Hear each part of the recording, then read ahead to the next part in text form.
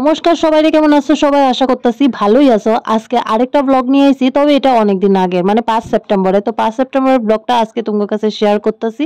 আর 5 September তো শুক্রবার ছিল, তোমরা তো জানোই। আর রোজকারের মতন আমার একটাই কাজ, সকালে ঘুম থেকে উঠে আশিবাসি কাজ করা, পূজা দেওয়া, স্নান টান কইরা লিগে স্নান কইরা ফুলের সাজি নিয়ে এসে পড়ছিলাম ফুল গাছের সামনে।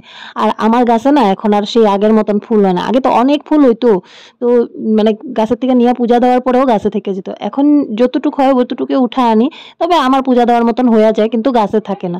তারপর ফুল উঠা আনার পর ভোলেনাথরে পূজা দিলাম, ঘরের সব ঠাকুররা পূজা দিয়ে নিলাম। আর আজকে দেখো ভোলেনাথরে কি সুন্দর লাগতেছে, তার মন পছন্দের বেলপাতা দিছি, অপরাজিতা দিছি, ধুত্রা ফুল দিছি। আমার কি যে ভালো লাগে এইভাবে ভোলেনাথরে পূজা দিতে। তো সব জোগাড় হয়ে গেছিল দেখে এত সুন্দরভাবে পূজা দিয়ে নিয়েছিলাম। তারপর পূজা দেওয়ার পরে গেছিলাম রান্নাঘরে, কারণ মানুষটা ব্রেকফাস্টটা রেডি করে দিতে লাগবে। তো সেদিন ব্রেকফাস্টে ও খাইছিল মটর সিদ্ধ আর শশা। আর মটর সিদ্ধতে আমি একটুখানি পেঁয়াজ কুচিয়ে দিচ্ছিলাম আর লঙ্কা কুচিয়ে দিচ্ছিলাম। তারপরে ও খাওয়া যাওয়ার পরে আমি ভাবলাম যে না, আমি এবার খাওয়াটা খাই। তো সোজা গেছিলাম ফ্রিজের সামনে আমুল তাজা বের করতে। মানে চাটা না আমি ছাড়তে পারতাছি না, জানো তো, 2-1 দিন ছেড়ে ছেড়ে থাকি, তারপরে না আবার চায়ের কথা মনে পড়ে, কি করুম ক। তো একটু একটু করে খাইতেছি।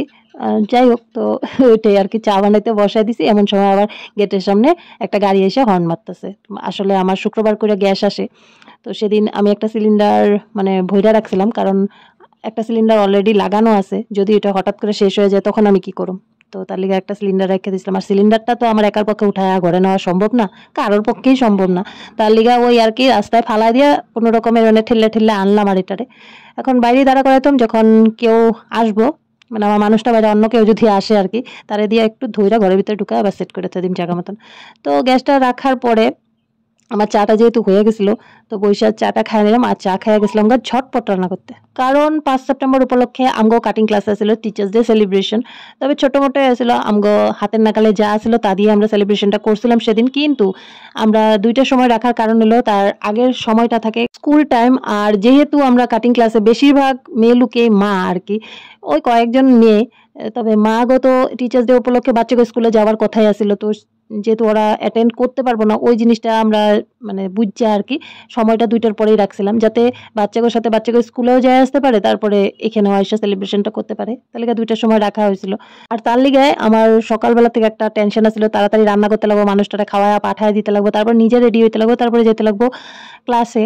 তো তারপরে আমি গ্যাসটা রাখার পরে আমি কোনো ভিডিও শুট করি না, ঝটপট খালি রান্না করছি আর মানুষটা খাইতেছিল, খাওয়া দিছি, আমি কিছুটা খাইছি, খায়া এদিকে আমি রেডি হইতেছিলাম। আর টিচার্স ডে উপলক্ষে আমগো ম্যামের রিকোয়ারমেন্ট ছিল আমরা যাতে সবাই শাড়ি পরে যাই।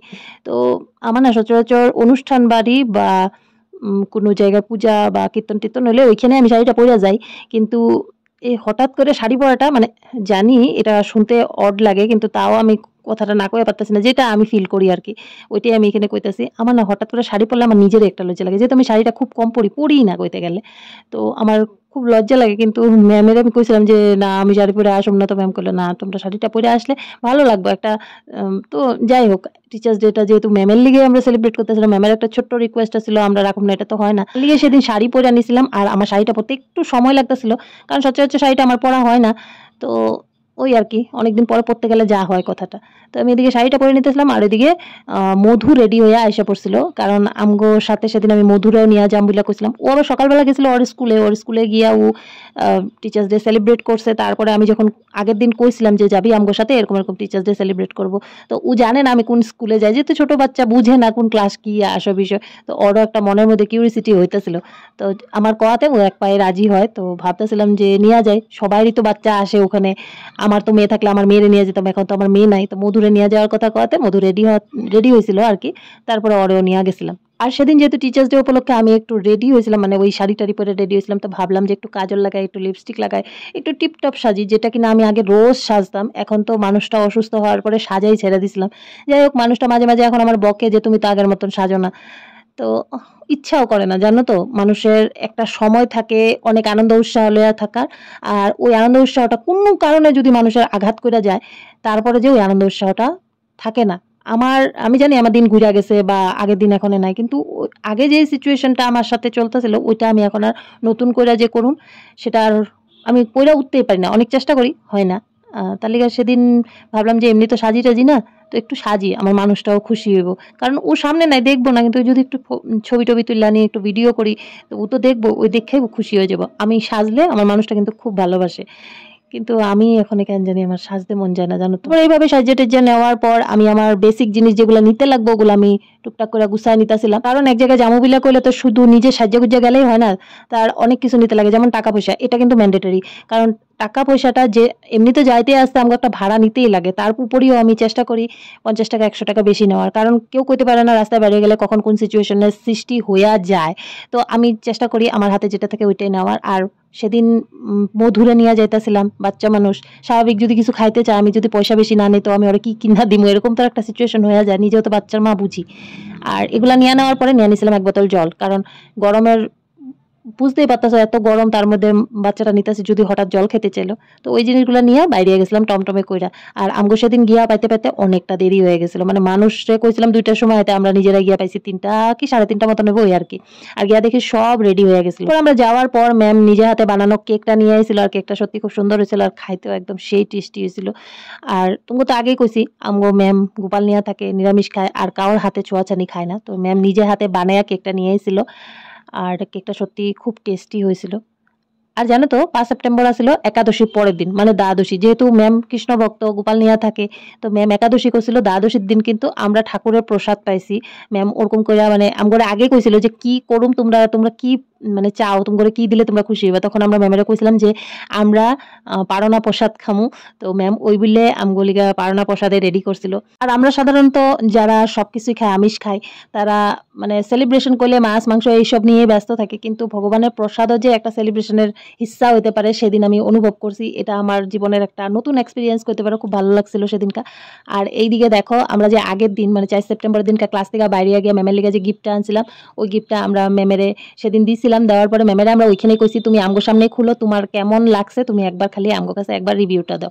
তো ম্যাম আমগোর সামনে খুললা গিফটটা দেখছে, দেখার পরে তো ম্যাম খুব খুশি হয়েছে। ম্যাম কয় আমি এই জিনিসটা পাই আমি যে কতটা খুশি আমি তোমাকে কইতে পারুম না, আমার যে মনের মতন একটা জিনিস তোমরা আইনা দিছো, এটা একদম ম্যামের নিজের মুখের কথা।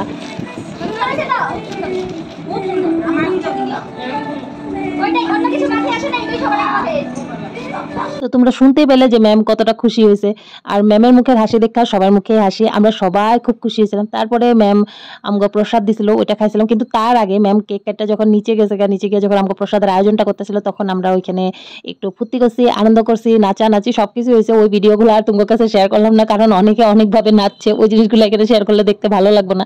তো কিছু কিছু জিনিস আমি শেয়ার করতে চাইলেও পারলাম না, কিন্তু একজনের ডান্স আমি এখানে শেয়ার করলাম, আশা করি তোমাকে ভালো লাগবে।